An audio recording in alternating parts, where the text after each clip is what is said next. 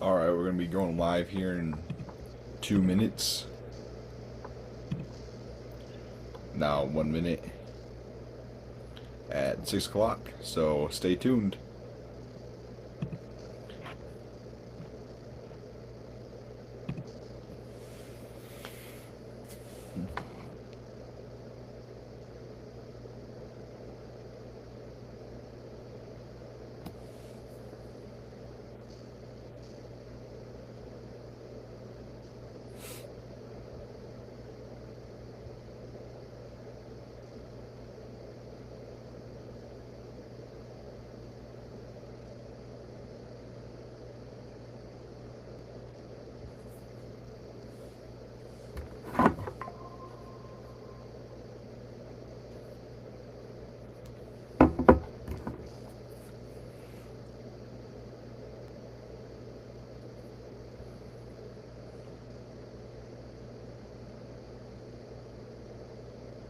Alright, 6 o'clock now. Thank you guys for tuning in.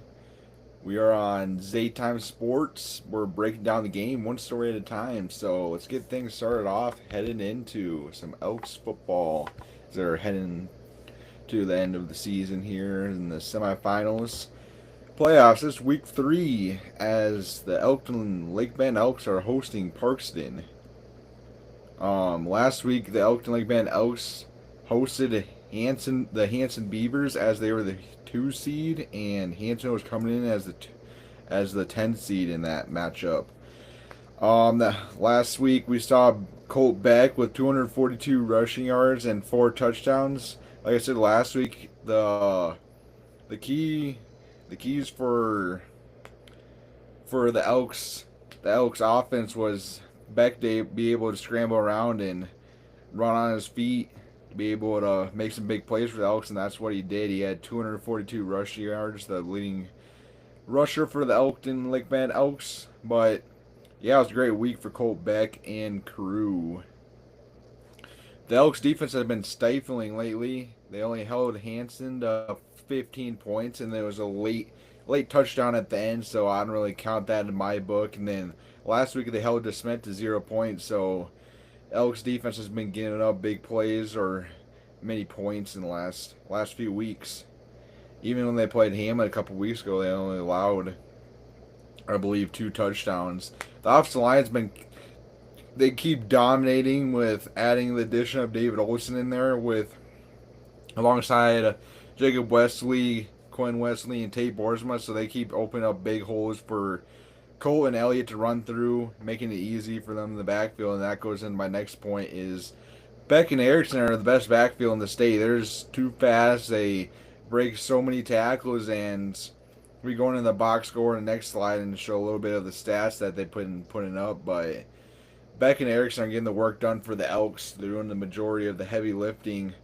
A lot that the offensive line is opening up for Beck and Erickson. So it's good work between the offensive line and then Beck and Erickson.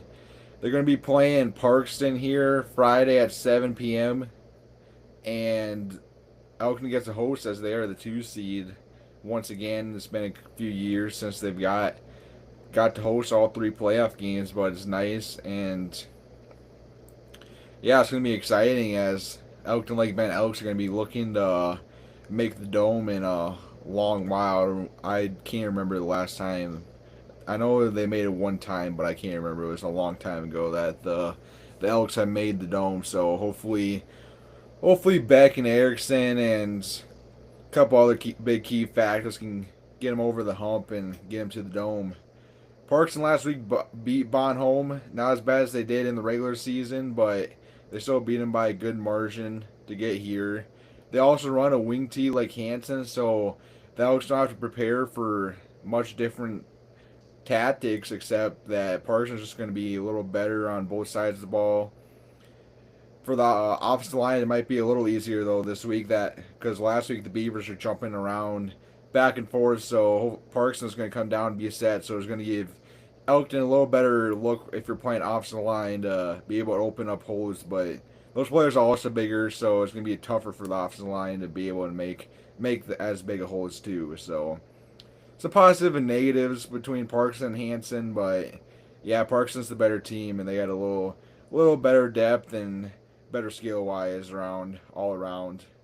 The keys to win to the game for the Elks is get pressure on the quarterback if they do pass. I'm not for sure how much they do pass the ball, but you got to get pressure on the quarterback and make them turn the ball over or throw incompletions to get them 3 and out. If Beck continues to scramble, this team is going to look scary to go into the dome.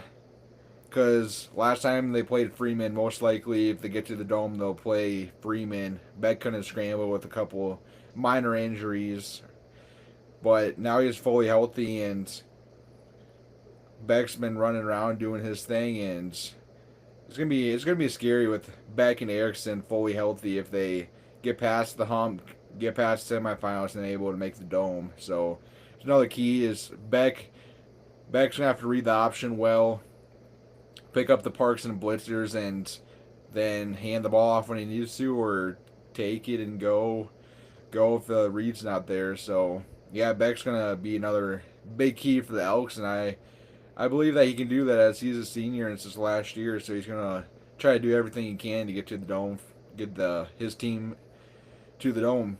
And then like, once again, good tackling by the linebackers and DBs. Not much more said. They've been doing a great job the last few weeks getting the job done. And if they keep doing that, dude, then there's not going to be a team that stays a chance. Like Micah Parsons said one time, if or Jordan Love said, I can't remember if it was Jordan Love or Micah Parsons, but he said if the defense only holds up to 20 points, we should win every single game. And that's what the Elks been doing lately, is holding their teams under 20 points and doing a great job on that end of the football, or side of the football. So now we're going to be looking in a little bit of the stats. Don't got them all corrected for the defense side, but I tried my best. But we're going to be looking to the offense. Beck just surpassed 40 touchdowns, as he's now 42 touchdowns. Going to be pressing that more and more here, as there's definitely one game remaining, and we're hoping for two. So yeah, Beck's been getting the job done at quarterback with 42 touchdowns. 23 of them are passing, but he's not far behind them, 19 rushing touchdowns, as it's kind of like that Kyler Murray, Lamar Jackson, that can either sling it around or he can do it on his legs too. So yeah, didn't calculate the total yards, but it's going to be around, I'm not for sure. It's like 2,500 total yards roughly for Beck that he has on the year, and a little over 1,300 passing yards, and then 1,100 rushing yards. So yeah, it's crazy when you have a quarterback that's able to. Well, you should go over 1,000 passing yards, but it's crazy that you have a quarterback that rushes for over 1,000 yards. You don't see that much nowadays, because quarterbacks just pocket passers, throw the ball and run when they need to. So yeah, but then the other back in the backfield is Elliot Erickson. He just got to 30 touchdowns, so he's been moving that up, with Beck giving him the ball through the air and on the ground, as he's got a receiving touchdown in the last 2 games, and then he's been piling on rushing touchdowns. But he has 25 rushing touchdowns, 5 receiving touchdowns. He has 129 carries for a little over 1,600 yards and 13 yards per carry. So that's absolutely insane. He's gaining a first down every single time he carries the ball, which is absolutely nuts. You can't expect anything better out of Elliot Erickson, and you got to give a bunch of credit to that old line making big holes for Beck and Erickson. But man, oh man, these two players, Beck and Erickson, looking scary as they're heading into the semifinal game. Then Poindexter hasn't been too hot lately, but he could turn up. Like this week, if Beck throws the ball his way, he's going to come down with it, and he's going to give you every single reception most likely and haul in touchdowns. So he's really underrated. He's a really underrated tight end. He doesn't really get keyed on probably too much, but he can make big plays if he gets the ball, and hopefully he can get some passes here by Beck in the semifinals if they need to throw the ball around, or if they just run the ball and Poindexter is also a great blocker, so he can seal the edge for Erickson Beck. You don't really see a good blocking tight end, but Poindexter does a pretty good job at blocking too. Kind of like that Tucker Kraft who can go out and catch passes and then stay in the box and block if you need to. Looking at the defensive stats, the little starred means is not updated for that player. Wasn't able to get in there as SDHSA does not have him updated. As Haas did not get him updated. So the players that don't have it, I went and did it myself. They're just the top tacklers of the week and was able to get inputted, but the solos are not updated for that player. So defense box score of the season is Poindexter's still rolling and trolling. He has 114 tackles, 20 TFLs, and staying with 2.5 sacks as quarterbacks have been able or having to throw it really quick because pressure's there. We haven't been able to get many sacks, but quarterbacks have been throwing a lot more interceptions and give credit to that old line forcing the quarterback to get the ball out. Interception can count as a sack for that player because turnover. If you're getting turnovers, then that's what you need to roll with. Forcing turnovers is going to make you win games because defense win championships, offense win games. Say that backwards, but you guys get the flow. Quinn Wesley's coming in with 83.5 tackles. 31 of them are TFLs, and he's still at 8.5 sacks. Hopefully we can get to the Parkston quarterback this week and be able to pick up one or two between Boersma and Wesley. That would be pretty sweet. Then adding on Boersma, I guess he wasn't updated, but coming into last week he had 65 total tackles, and then he had 23 tackle for losses and 6.5 sacks. Erickson did a big work for the Elks as he got Defensive Player of the Week, and that's voted out by me. He had 87.5 total tackles coming in out of the season, 15 tackle for losses. Wasn't able to get Stevens' stats in there, but coming into last week, he had 53 total tackles, 35 solos, and 12 tackle for losses.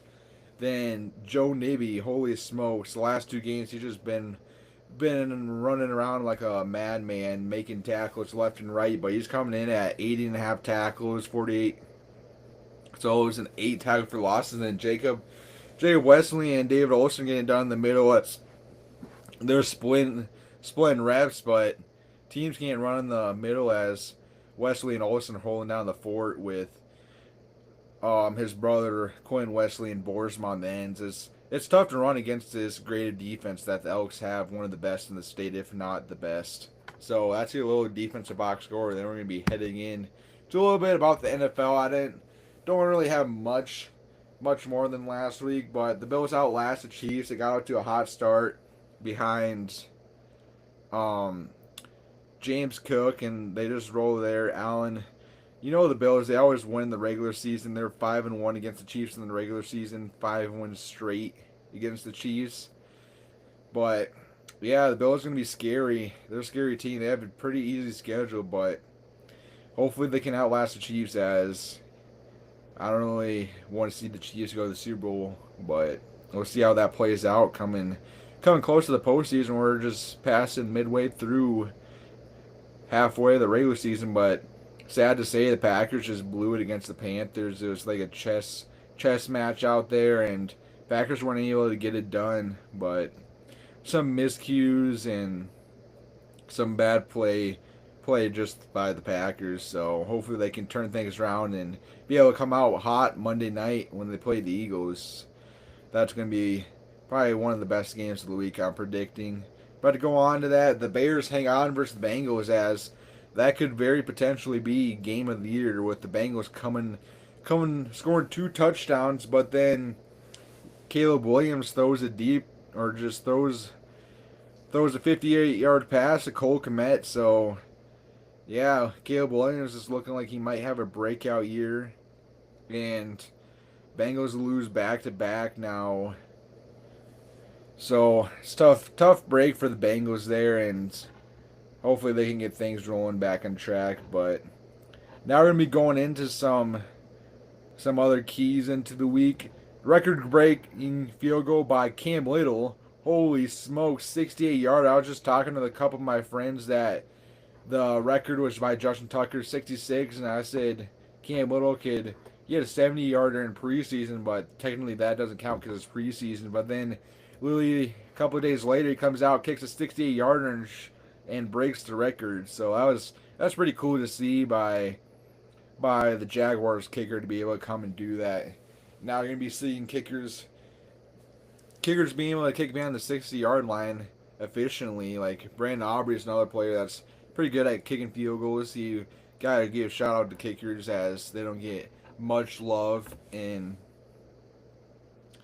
going on to that, the Steelers defense bounces back. They forced 6 turnovers against the Indianapolis Colts.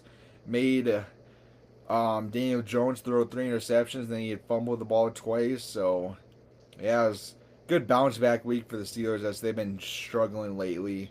Then J.J. McCarthy performs in his first game back from injury better than expected, and he upsets the Lions back in his home state. Used to be that Michigan Wolverine, and comes back and beats the Lions by 3. So pretty good outing by J.J. McCarthy and crew for that Minnesota Vikings, as they're looking to make a push here midway through the season for that NFC North spot. Jayden Daniels, they're getting blown out by the Seattle Seahawks. He must have wanted to stay in the game, or Dan Quinn just wanted him to get some more reps in the game, but he took the ball on an outside run and he dislocated his elbow. It was a nasty sight to see, so prayers up to him, and hopefully he can get healthy later in the season and be good to go next year with a fully healthy body, as he's been dealing with injuries a lot this season. Then Tucker Kraft tears an ACL. You don't want to see that, but you're just coming around on a pole and it gets run into a lineman, and it's just hard to see because he's performing like the best tight end this year and having his best year. So yeah, it's hard to see. It's sad to see when players have that. And then trade deadline is tomorrow, so you're going to be seeing a bunch of trades coming through tomorrow, and some big trades, surprising trades we'll be speaking on next week. And then Super Bowl contenders, kind of talked a little bit about this every single week, but I think the Bills are number 1 in the AFC, along with the Patriots, and then Chiefs are always going to be there in the AFC. But to go on the NFC, it's kind of dogfight in the NFC. You got the Eagles and the Rams and the Seahawks and the Packers, and there's a lot of mix. The Lions also. But yeah, there is a lot of mix for Super Bowl contenders in that NFC, so it'll be exciting to see who comes out. Hopefully it's the Packers, as I'm a Packers fan, but yeah, it's going to be really exciting.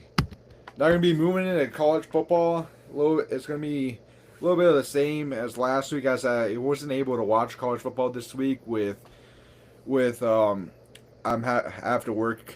Most of my Saturdays have to work at Hy-Vee, but that's why there was a little more. A&M had a bye. I think they're the best team, in my opinion. I'm a little biased, but Marcel Reed looks like he's a Heisman candidate and possibly the number 1 pick if he keeps rolling on it for A&M. But this week you saw the Auburn coach get fired. Don't know much about that, but there's a bunch of coaches getting fired this year. Well, I guess every year there's a bunch of coaches that get fired, but this year there's a bunch of big-time coaches getting fired, like Penn State coach, the LSU coach, and now the Auburn coach. SDSU just blows one this weekend. They lost 2-6 Indiana State, last in the division.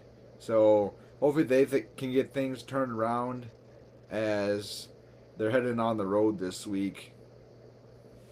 Sorry, I forgot to edit this out, but looking to go back to back there.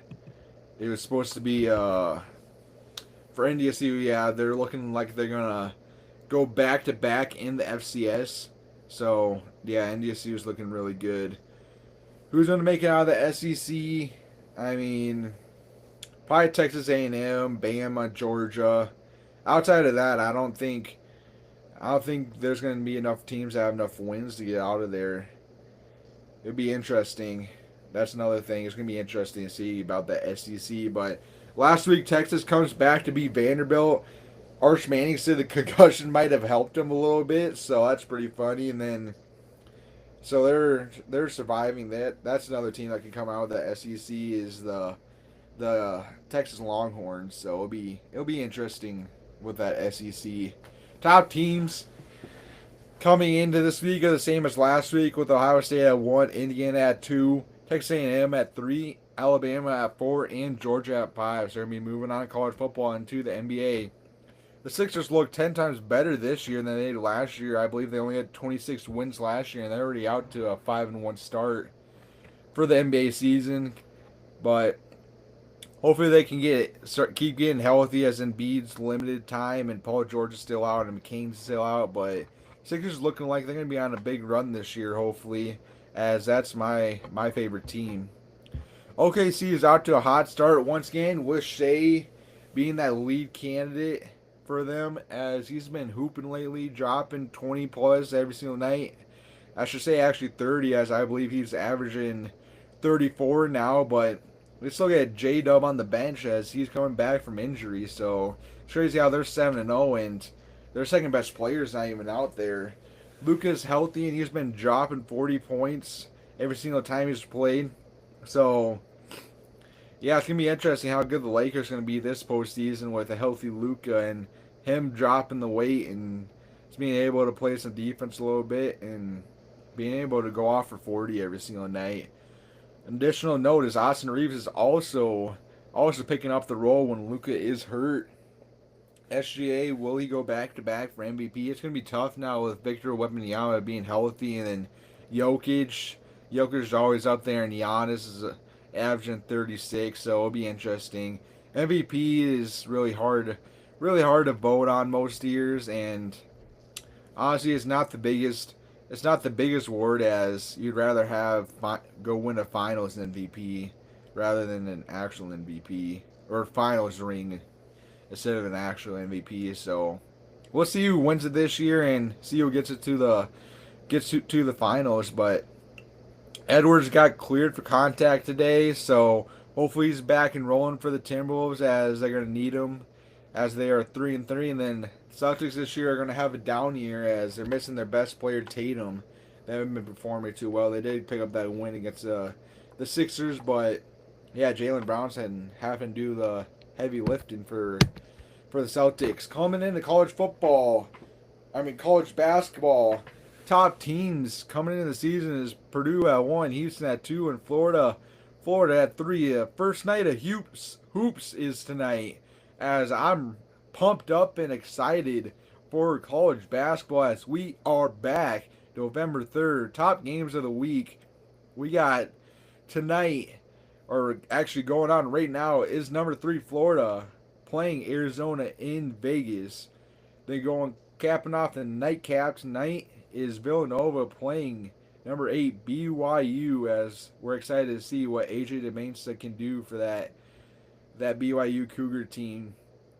So see what that Florida, going and talking a little bit about those two teams, see what Florida can do as they're looking to repeat, go back to back. And Arizona looks like they're getting young, or they got younger, and they got some big players on the team. Koa Pete being that Arizona Player of the Year. He's one of my favorite high school players to watch last year. Villanova got a new coach, so it'll be interesting to see how their season floats about. But yeah, we're back at college hoops tonight, and I'm pumped up. Then tomorrow we got Texas playing the Duke Blue Devils as the 6th seed. Cameron Boozer's on that team, and see what Texas does this year as they've been going down year by year after they left the Big 12. Then November 7th, Kansas 19th seed hosted. Well, no, UNC hosts Kansas as UNC is that 25 ranked team coming in with Kansas at 19. UNC's got Caleb Williams, and Kansas has that Darren Peterson. So it's gonna be exciting game to go on that November 7th Friday late night game. And You know, it's gonna be a fun year of basketball. I'm hoping. Then Saturday, big time matchup between number 15th ranked Alabama and the number 5 St. John's. It's gonna be capping up my podcast. It's a little shorter this week, so you know it makes it easier for you guys to watch. Stay really tuned in and not just getting carried away at 35, 40 minutes. So yeah, thanks for watching my podcast. Also, go check out my merch website as bios in my Instagram. And, you know, we're going to be back on here next Monday, I believe. Everything works out right and I don't got any plans. So, hope to see you guys next Monday. And thanks for tuning on tonight. Hope you guys have a great rest of your night. And we'll see you next time. Zaytime Sports. Thanks for watching.